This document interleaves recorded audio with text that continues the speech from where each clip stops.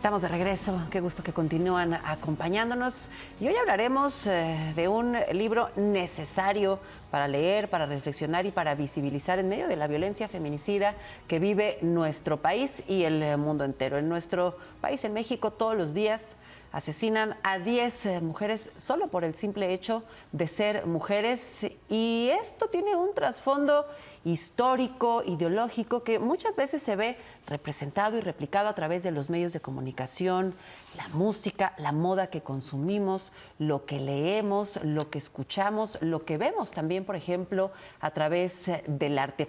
Precisamente esta noche vamos a hablar del libro Feminicidio Mítico, del crimen al producto, y está con nosotros y agradecemos que esta noche nos regale de su tiempo la autora de este libro, Lidiet Carrión. Ella es autora de este libro, es también una gran periodista mexicana, un referente en textos informativos respecto al movimiento feminista y los derechos de las mujeres. ¿Cómo estás, Lidiet? Muy buenas noches, gracias por tu tiempo para la audiencia de Unife. No, muchas gracias a ustedes por el espacio y gracias. Feminicidio mítico, del crimen al producto cultural. Suena aterrador, pero es real que un feminicidio inspire películas, lo que consumimos, incluso obras de arte. Así es, bueno, como tú mencionabas, en mi anterior libro, La Fosa de Agua, pues es un reportaje sobre desapariciones y feminicidios en el Estado de México. Es un tema que he cubierto como periodista de una manera mucho tiempo, y hay un momento en el que me percato también que de las cosas que nosotros como periodistas, en este afán también obviamente de denunciar, de visibilizar, pues de repente son retomados por series de televisión, películas, etcétera, y algunos casos llegan inclusive pues a cosas tan extrañas como una campaña publicitaria de moda, ¿no? De maquillaje, de perfumes. Entonces, en este libro me dedico a explorar, por un lado, los diferentes impactos de la cobertura que se hace sobre el tema en México, y también la forma en cómo son retomados y cómo van viajando estas historias en todos estos medios, ¿no? En el cine, la literatura, inclusive hasta bandas de rock de pronto, ¿no? Retoman el nombre de un feminicidio, etcétera, ¿no? Ahora, esto también nos demuestra, Lidiet, que sí, efectivamente, toda esta crisis, toda esta epidemia, permíteme llamarla así, de feminicidios, es resultado de una estructura patriarcal asquerosa, de una corrupción y una indiferencia institucional también indignante, pero que es mucho más. Es un asunto cultural que permea desde que nacemos y que sobre todo a nosotros los varones nos enseña pues a restarle el valor que tiene la figura de la mujer, sus derechos, su desarrollo y el respeto a su integridad misma. Así es, efectivamente, pero también hay que decirlo, esta cultura de alguna forma, a partir de todos estos productos culturales, inclusive a partir de las leyendas y los cuentos de hadas, etcétera, también de alguna forma nos prepara a nosotras las mujeres para que normalicemos ciertas narrativas que se dan de los asesinatos misóginos de mujeres. Por eso es que también en el libro propongo un término, ¿no? que llamo ambiente feminisigénico, en el cual están todas estas, prácticamente cada mes o cada 2 meses se estrena alguna serie de televisión de un asesino serial o de una historia de desapariciones de adolescentes, ¿no? Se dan estas campañas publicitarias que, repito, para mí, pues fueron digamos, un abrir los ojos a la profundidad de estas narrativas. Y bueno, también estos productos están dirigidos a mujeres. Entonces, si es un entrenamiento, obviamente, o una cuestión cultural que por supuesto impacta a los varones, por decirlo de alguna manera, pero también a las mujeres, ¿no? Y entonces, bueno, un poco de eso va Claro. Desentrañando estas historias. En esto que nombras, Lidet, como este ambiente feminicigénico, hablas sobre pues la domesticación y la expropiación de la fuerza de voluntad, la voluntad de las mujeres y cómo incluso hasta entre nosotras normalizamos esta violencia feminicida y nos inspiramos incluso en campañas publicitarias. Hace unos segundos veíamos una imagen sobre eso y cómo parecería impensable, pero pasa, ver a una mujer anunciando X producto siendo víctima de violencia, incentiva el consumo de este producto y eso habla de algo pues muy roto dentro de nuestra sociedad. Sí, para mí el detonante fue una línea de ropa muy cara, muy cara, y de maquillaje que se lanzó hace pues ya 15 años, que se llamaba Juárez. Entonces eran vestidos de $20,000, por ejemplo, que estaban inspirados en los feminicidios de Ciudad Juárez, ¿no? Se trataba de mujeres de altísimo poder adquisitivo en Estados Unidos, en Europa, que iban a comprar un vestido de alto diseño, un vestido que diga, que yo no podría comprar, pues, ¿no? Y que de alguna manera estaban inspirados en los casos de feminicidios en Ciudad Juárez. Lidia, no es el único caso. Ajá, perdón. Pero ¿qué pasa? O sea, dentro del pensamiento y el comportamiento de este tipo de consumo, abiertamente cualquier persona pensaríamos que rechaza la violencia. ¿Cómo es que, o sea, es algo muy contradictorio? Lo que pasa es que, sí, digo, pues yo lo primero que hacía era condenarlo, pero después como periodista también dije, si solo lo condeno, no voy a entender qué está detrás, porque además hay una cosa que es bien real, que, o sea, esa gente gana muchísimo dinero, o sea, quienes se dedican a hacer estas campañas ganan muchísimo dinero, las diseñadoras pues son mujeres que hasta la fecha son muy reconocidas en el ambiente del diseño de ropa.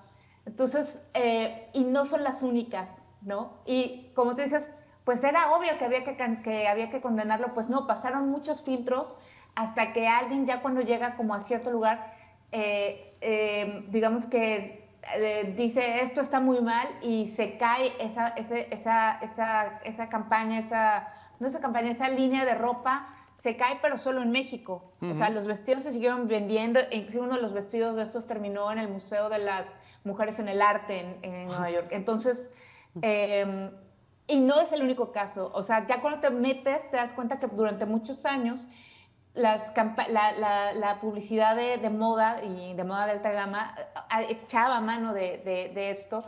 Y ahora, bueno, digamos que ha disminuido, pero siguen muchos otros, gracias, de hecho, a los movimientos feministas, pero sigue. Entonces, ¿qué hay detrás? Pues hay muchas cosas. Hay, por un lado, lo que yo llamo que de alguna manera estas campañas apelan a una especie de trauma que tenemos todas las mujeres, ¿no? Porque además son cosas que nos venden a nosotras, que venden a mujeres, ¿no? Hay la idea, una sensación como de irrealidad frente a los casos, porque pareciera que solo ocurren que solo es una película. O sea, hay muchos fenómenos y de eso trata el libro, porque pues son historias muy complejas, muy... Que finalmente podemos resumir o reducir a un ambiente feminicigénico, sí, pero que tenemos que explorar para poder entender e irlo desarticulando, ¿no? Claro.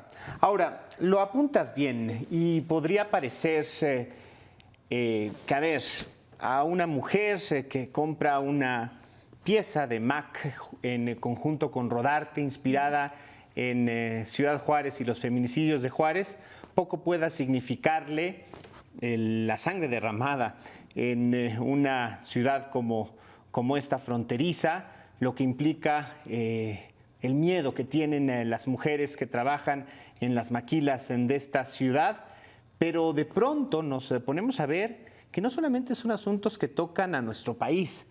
Ahí hemos visto campañas de Gucci enarboladas por Tom Ford con una violencia que, independientemente de donde sea cometida, lastiman. Es un asunto, o la falta de esto es una crisis de valores, es una crisis de ética, es una crisis de cuestionamiento, o simplemente es la consecuentación de algo que se asume natural y normal? Se normaliza esto. ¿Cuál es la interpretación que haces tú? Bueno, quiero ejemplificar por último, porque este es el que, porque como tú bien mencionas, dices, bueno, a lo mejor esta chica se va a comprar, le parece muy lejano lo que ocurre en Juárez porque... O no, ni siquiera enterada está. O ni siquiera bueno, le preguntan a la diseñadora y ella dice que se inspiró, sí, en los feminicidios en Juárez. Pero hay un caso todavía, porque te digo, no es que no es una anomalía, sino que es una tendencia. Unos años después hay un caso de una violación tumultuaria en la India.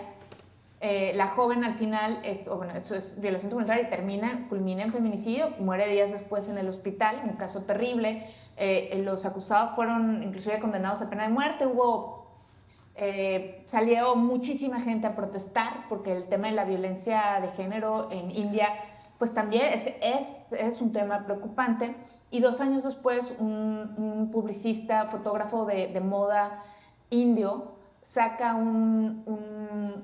una campaña de moda también que se llama The Wrong Turn, algo así como el mal camino, que escenifica una mujer elegantísimamente ataviada en un camión, porque ocurrió en un camión, tratando de las manos de varios hombres, ¿no? Entonces uno dice, y bueno, estaba muy reciente, hubo quejas, pero te vas para atrás y esto fue una práctica durante muchos años. Inclusive uno de los principales fotógrafos de moda, de los más importantes en la historia, así empezó. Y tú preguntas, ¿es una normalización? Sí, pero no es una normalización de 10 años para acá o de 20 años para acá.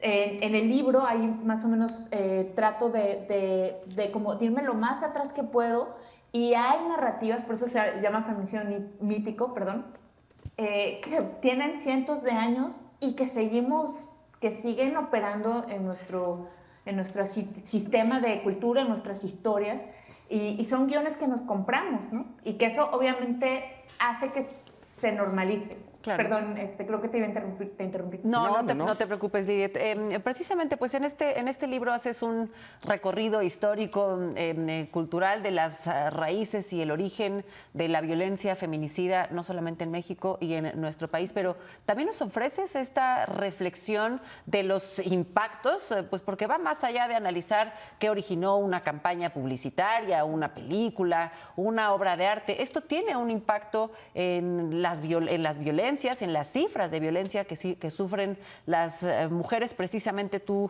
participaste y colaboraste en este manual urgente para la cobertura mediática de violencia contra las mujeres y feminicidios en México, que fue desarrollado por ONU Mujeres. Es decir, lo que contamos a través de las pantallas del radio, la televisión, lo que representamos cuando salimos a caminar en las calles, tiene un impacto en la sociedad en conjunto.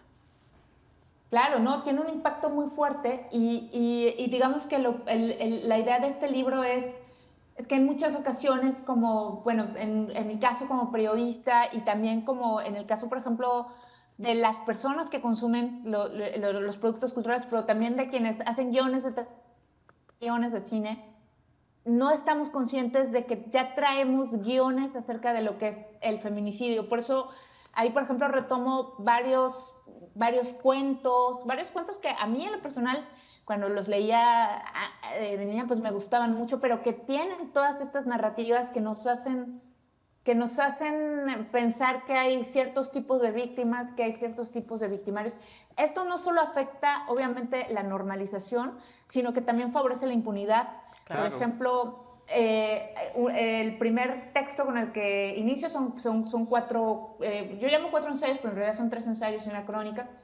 El primero es el de Goyo Cárdenas, y ahí se explica muy bien cómo estos guiones a los cuales se someten no solo los periodistas, sino también se someten los perpetradores, ¿no? Que empieza a hablar de, no, es que mi mamá era muy mala, o mi ex esposa era una maldita, y no sé cuánto.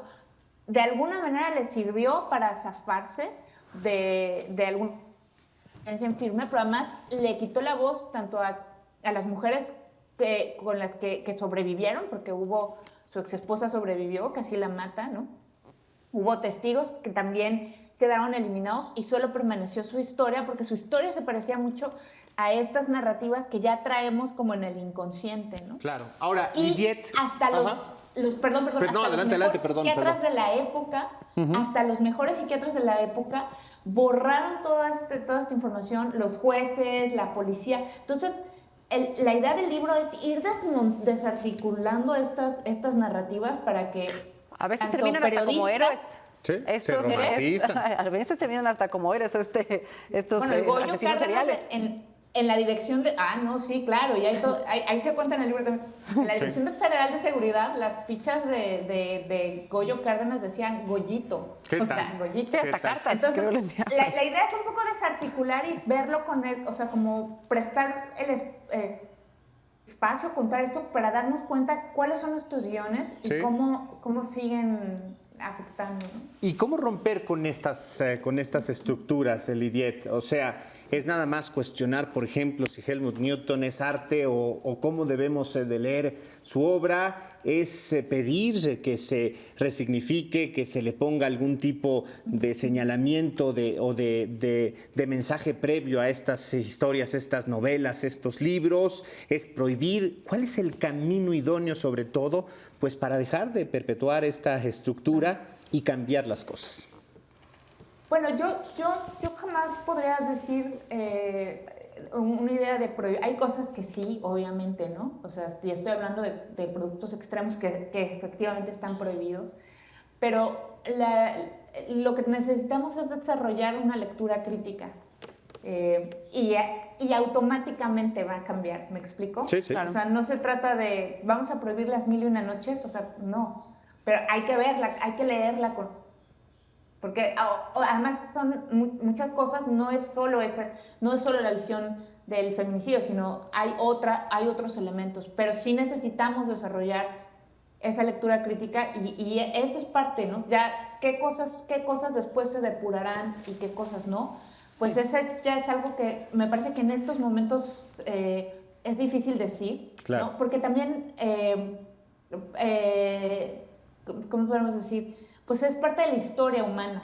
Claro, y hay cosas que se tienen que contar. Nosotros lo vivimos en las emisiones todas las noches. Hay noticias que no quisiéramos contar, que no quisiéramos dar, pero hay que informar y también el acceso a la información es nuestro derecho, pero ahí cabe la responsabilidad. Se habla pues de manera muy insistente en el periodismo de paz, por ejemplo. Tú como periodista lo entenderás. Claro, hay que contar, pero también hay que dar el lado bueno, las herramientas para que las mujeres que son víctimas de violencia puedan salir de esos círculos de violencia, es decir, no solamente quedarnos en desarrollar esta historia violenta, también mostrar alternativas para construir nuevas realidades. Así es. Y también para entender el pasado, para entender estas historias, vienen, por ejemplo, el mito de la Koyorowski, ¿no? Contextualizado y qué significó en su momento, de qué hablaba y cómo nos apela ahora, ¿no? Repito, el caso de Goyo Cárdenas, pues ni modo que borrar eso, pero Claro. hay que tener una lectura crítica y para adelante, pues, ¿no? ¿En dónde podemos leer Feminicidio Mítico, disponible en librerías, en formato digital? Está en librerías, en formato digital, inclusive entiendo que está en audiolibro. En audiolibro está, sí. Sí. Bueno, Entonces, pues muchísimas lectura obligada, ¿no? lectura obligada. Pensaríamos.